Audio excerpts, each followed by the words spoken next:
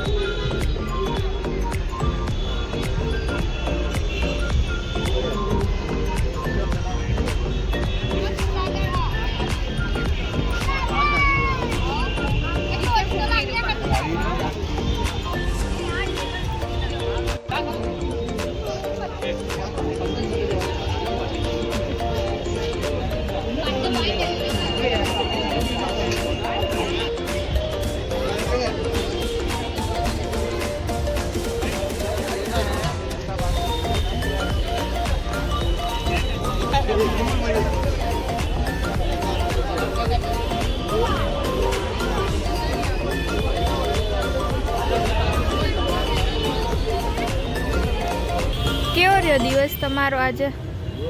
રાત હારી ગઈ. એવું છે? રાત નહીં, સાંજ કહેવાય ને અત્યારે. અત્યારે તમે ક્યાં આવ્યા છો? ભોળાનાથના દર્શન કરવા. ભોળાનાથ તો આમ થાય તમને પ્રિય છે, તો કેવું લાગે છે અહીંયા બેસીને તમને? મને શાંત હોય એવું લાગે. તમને દર્શન કરાવી દઉં ભોળાનાથના. મંદિરે જઈને તમને કેવું લાગે? ફીલ કેવું થાય?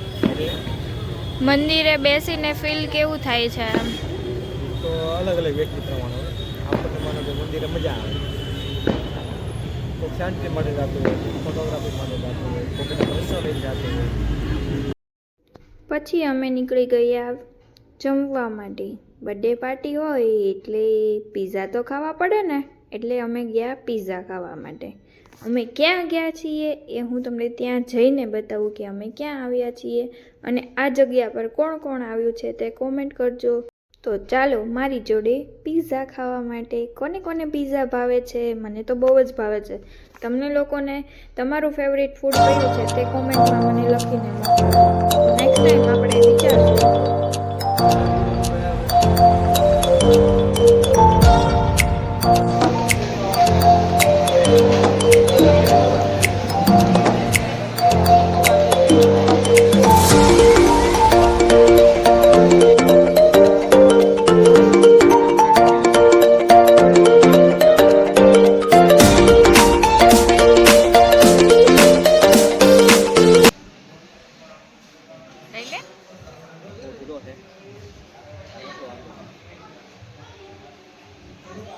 ફ્રેન્ચ ફ્રાય કોને ભાવે છે? તો હા, અને એક નામ બીજું પણ છે, 5 ફેન્સી. ખબર હોય? The next day. Next day થઈ ગયો છે અને આજે થઈ છે મોર્નિંગ દીવાબત્તી સાથે. તો સૌ પ્રથમ આપણે બધા દીવાબત્તી કરી નાખીએ પહેલાં.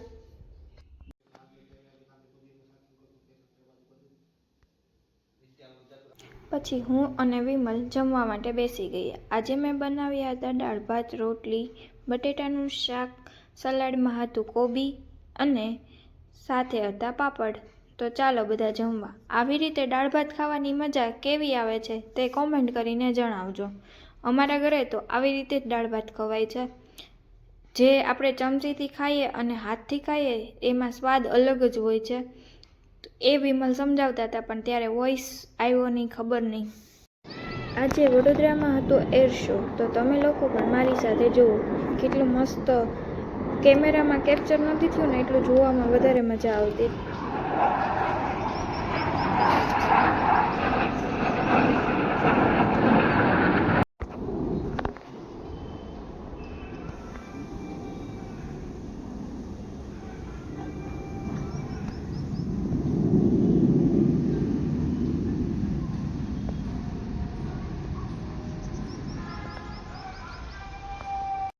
તો અહીંયા સુધીનો મારો વિડીયો તમને લોકોને કેવો લાગ્યો? તો કંઈ ભૂલ હોય તો જણાવજો. બાકી કોમેન્ટ, લાઇક, શેર અને સબસ્ક્રાઈબ કરવાનું તો ભૂલતા જ નહીં. મળીએ નેક્સ્ટ